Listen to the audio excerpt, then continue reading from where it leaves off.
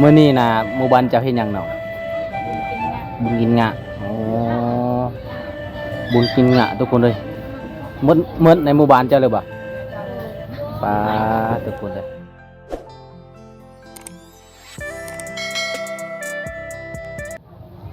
ทักทายสบายดี FC ฟังลาฟังไทยเบิดสุขุสุคนคือเก่าทุกคนมื้อนี้บ่วงก็ได้เดินทางไปหาสาวไปคือเก่าทุกคนเพราะว่ามื้อนี้เป็นมื้อที่ในหมู่บ้านสาวไปเขาเจ้ากำลังจัดเขาในปีใหม่ทุกคนปีใหม่ของชนเผ่าเมืองกองเพราะว่าหลังจากเกี่ยวข้าวแล้วแล้วก็หุดข้าวแล้วเขาเจ้าก็สิได้เฮ็ดงานบุญกินงะทุกคนถ้าในหมู่บ้านพระเมืองกองเขาเจ้าจะเอิ้นว่างานบุญกินงะทุกคนไปจะได้ก็ฝากไปติดตามรับชมน้ำกันทุกคนว่าสิเป็นยังไงเนาะจะได้ก็ฝากไปติดตามช่วงบวงน้ำแล้วก็ฝากไปติดตามสาวไปทุกคนอันนี้คือบรรยากาศอยู่ในหมู่บ้านสาวไปทุกคนเพราะว่าฟังหลังคาได้ก็มีแต่เสียงตู้ทุกคนเลยเบิ้งทางนั้นเขาเจ้าก็มีแต่เรียกว่าแขกคนมาหลายเพราะว่าช่วงเขาเจ้าแบบกินงะทุกคนนี่คือภาพบรรยากาศอยู่ในหมู่บ้านเลยอันนี้ก็จะเป็นเฮือนเสาไปทุกคนจังได้ก็สิไปขึ้นเฮือนเสาไปก่อนนี่อันนี้ก็จะเป็นหม้อที่เขาจะต้มแบบต้มข้าวต้มทุกคนต้มข้าวต้มแล้วก็ดังไฟอันนี้คือเฮือนสารเสาไปทุกคนจังได้บ่วงก็จะได้ขึ้นเฮือนเสาไปทุกคน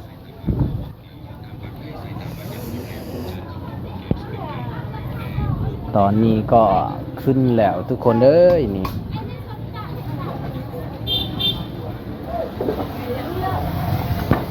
อันนี้ก็จะเป็นเฮือนเสาไปเด้อทุกคนเด้อบันส่วนเสียไม้อันนี้คือพี่น้องทุกคนนี่อันนี้คืออีเมลเสาไปเด้อสบายดีได้ไหมเด้อสบายดียังอันนี้เฮ็ดยังอันนี้เห็ดลาบอ๋อลาบงัวเนาะทุกคนเลยอันนี้ก็จะเป็นเฮือนของเสาไปสบายดีเสาไปสบายดีโอ้ใส่หมวกจนจำบ่ได้เนาะ ทุกคนเลยเบิ่งเสาไปใส่หมวกเนี่ยบ่วงก็ชื่อบ่ได้เลยนี่อันนี้เจ้าเฮ็ดยังเนาะสินอังซีน อังซีนก็คือปิ้งซีนโอ้มื้อนี้น่ะหมู่บ้านเจ้าเฮ็ดหยังเนาะบุญกินงะอ๋อบุญกินงะทุกคนเลยมื้อนี้เนาะเป็นมื้อตั้งมื้อนี้เนาะหมดในหมู่บ้านเจ้าเลยบ่ปลาทุกคนเลยอันนี้คือซีนงัวเจ้าจะซื้อบ่จะซื้อก็เฮ็ดพูดในหมู่บ้านเจ้านี่งัวในจักโตบ่ฮู้อ๋อพูดเท่าไรน้องพูด1 5 เซนปลาโตจักโลแหละซีนมีแต่ซีนจักโลบ่ฮู้ผู้ใดเฮ็ดให้พ่อเจ้าพ่อก็บ่ฮู้อ้าวคือให้เงิน5 เซนซะ มีแต่ให้เงินเขาอ๋อแล้วก็เขาเจ้าเอาซีนมาให้เนาะน้องก็สิได้ปีนซีนเด้อทุกคนเด้อนี่ซีนงัวจะบ่กินดิบบ่จะบ่กินแต่สุกเอาเนาะสัมพอจึงงาม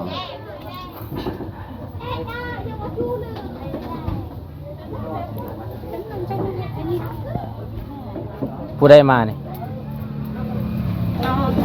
น้องเจ้าอ๋อซื้อจังได้ล่ะซื้อโนซาโนบ่สบายดีเด้อซาโน สาวโนบ่เคยเข้ากล้องทุกคนอัดกาสิอายนี่อันนี้ก็จะเป็นเฮือนครัวของสาวไปเด้อทุกคนเด้อนี่ก็ประมาณซ้ำนี่หรือเฮือนครัวของน้องก็จะเป็นเฮือนใหญ่เด้อพี่น้อยมันก็เป็นเฮือนใหญ่แต่น้องก็เฮ็ดเป็นเฮือนครัวเลยสาวโนนี่งามเนาะงามคือเจ้าแล้วเนาะ สาวโนสเลจุดไหนเหรอไปเล่ดงไหมฮะจะเล่ดงไหมฮะบางร่างอยู่บางร่างแม่นบ่คิดว่าบ้านเจ้าบ่แม่นบ่นี่น้องกับ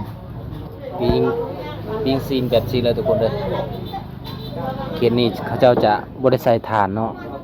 ใส่แต่ฟืนนี่หลังจากมันไหม้แล้วก็คือเอาถ่านฟืนนี่แหละทุกคนเลย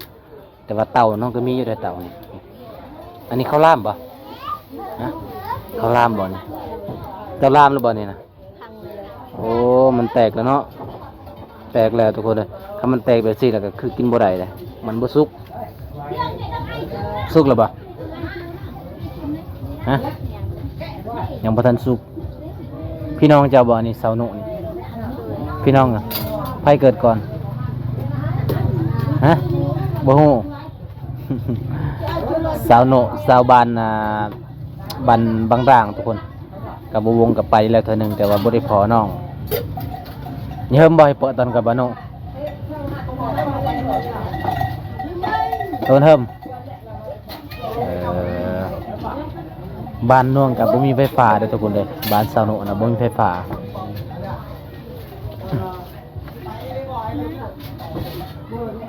เอาอันนี้ก็สาวยังยิกนี่บ่ฮู้ สาวน้อยทุกคนเลยผู้สาวนี่หลายเนาะเวลาเขากินงานนี่เนาะตอนเขากินงานนี่กะผู้สาวอาจจะมากินหลายทุกคนเลยเพราะว่าเป็นบุญประจำปีของส้นเผา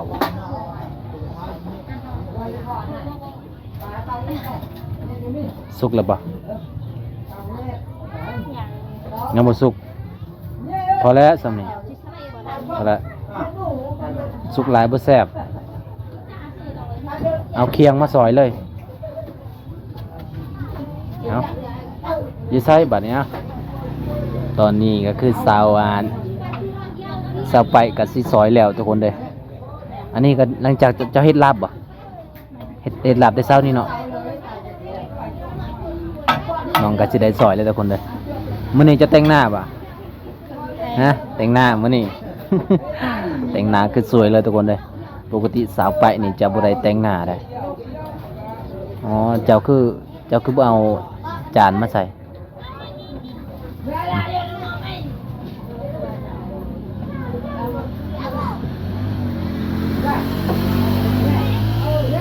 เอาจานมาใส่รถเอาทุกคนเบิ่งทางในก็แขกมาหลายได้ทุกคนเลยเพราะว่าแขกที่สาวไอพอเศร้าไปมาเซิร์นเวลาเขาจะมากินงานในทุกคนต้องเซิร์นพี่เซิร์นน้องเอาน้องก็จะได้ซอยซีนซีนงัวทุกคน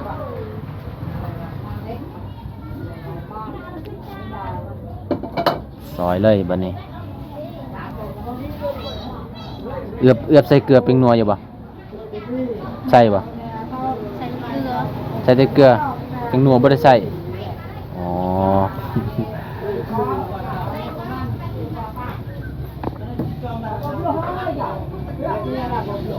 เบียร์เจ้าก็กินบ่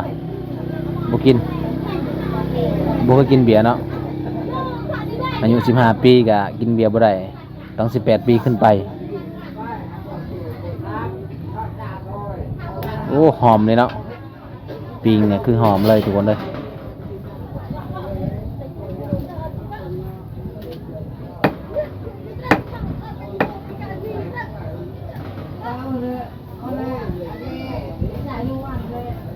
เป็นตาแสบคักเอ้าตกแล้ววันนี้มาเด้อทุกคนมาเด้อมากินฝีมือสาวไปวันนี้มื้อนี้ก็เบิดมือเนาะมัวเบิดมืออื่นก็คือจำฮีตเนาะมื้อนี้ก็เป็นมือตังทุกคนเป็นมือกะเกียมหมูเจ้าจักโตเจ้าเฮ็ดมื้อนี้2 โตไก่เด้ไก่นี่ไก่จักโตไก่ตัวหนึงอ๋อ ก็เอาตัวหนึ่งน้องบ่มีอ๋อบ่มีไก่ก็เลยเอาตัวหนึงพี่สิบ่ผิดกันบ่เนาะเนาะ ถ้าเฮามีไก่เนี่ยประมาณจักโตประมาณ4-5 ตัว4-5 โตพุ่นเนาะก็คือถ้าว่าเฮาบ่มีไก่นี่เฮาเอาไข่ก็ได้บ่ได้บ่ได้เนาะเอาไข่4-5 หน่วยนี่ทุกคนเด้อสินงัวเท่าอ่ะเท่าหรือว่าบ่ได้เท่างัวนี่นะ บ่เห็น อ๋อ500,000นี่ก็โอ้ ลายบ่จะเห็นลายบ่500,000ลายบ่สาวไปคือสิเฮ็ดกินเป็นทุกคนเด้ออืมเป็นจะได้คนมันหมดอ่ะบ่หมดแล้วพอดีฮอดมื้องะเลยเนาะน้องก็เป็นคนขยันเลยทุกคนเลยมื้อนั้นก็คือน้องบ่มีแบบแนวสิล้างถ้วยทุกคนเลยน้องก็เอาใบไม้มาล้างโอ้บ่วงว่ามันสิสะอาดอยู่บ่แหละน้องว่าน้องก็บ่ฮู้คือกันเด้อปกติเนี่ยคันเจ้าบ่มีแนวสิล้างถ้วยเนี่ยจะเอาใบไม้เนาะก็คือใบไม้ใบไม้ไล่เนาะถ้าว่าเขาเจ้าจะอยู่ส่วนอยู่ไห้อยู่หน้าเขาจะเอาส่วนลายใบไม้แล้วทุกคนได้มาถูมาพัด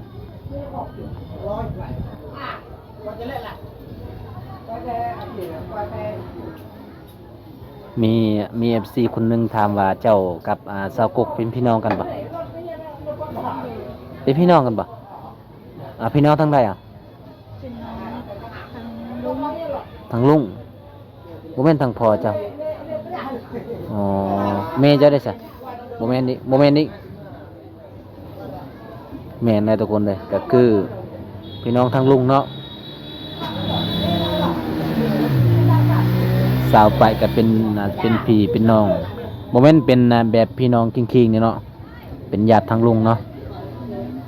อืมสาวกกคือบ่เห็นเจ้าไปนำกันนะ ลูกเคยไปเหมือนกันบ่เคยไปนำกัน แต่เป็นพี่น้องกัน ใจดีแต่ทุกคนเลยผู้ใดมาเฮือนมาซานสาวลาวกินนี้ก็เจ้าจะย่อผักข้าวให้กินตลอดทุกคนเลยถึงสิบ่มีอาหารกินก็ตาม แต่ว่าเขาเจ้าจะเอาข้าวมาให้กินได้เอาตอนนี้คือเรียบร้อยแล้วทุกคนเลยสินงัวมากินน้ำกันเด้อFCฟังลาวฟังไทยอันนี้คือแขกทุกคนเลยแขกที่มาเฮือนมาซานสาวไปทุกคนก็จะหลายคนอยู่ได้นี่คนก็คือสาวไปย่อให้กินเด้อนี่ทุกคนอันนี้คืออาหาร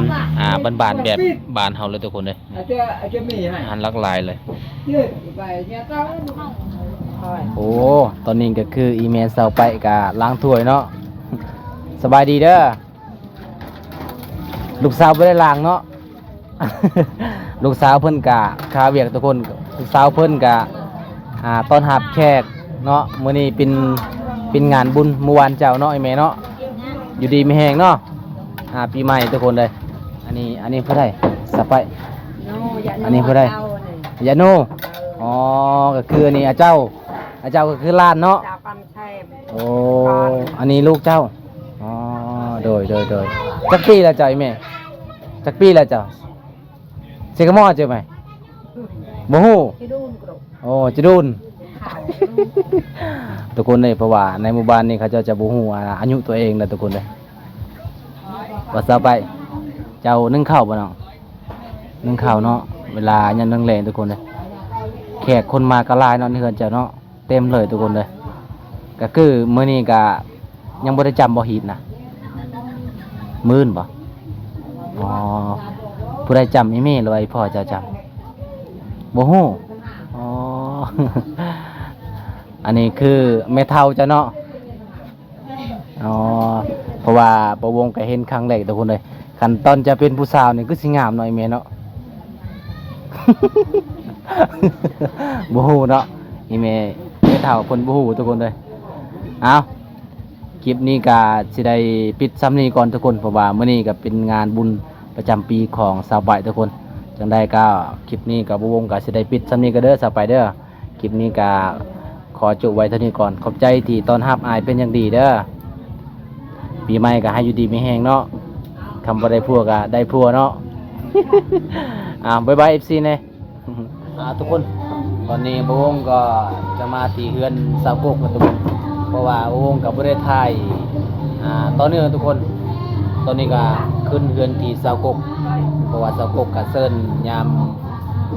บุญกินงะทุกคนมื้อนี้ก็จะได้ไปหาสาวกกทุกคนตอนนี้ก็อยู่เฮือนสาวกกกับสาวกกทุกคนมากับทีมงานเบาดงทุกคนเลย ทุกคนอันนี้ก็จะเป็นอาหารเด้อนี่อาหารซีนงัวนี่สบายดี FC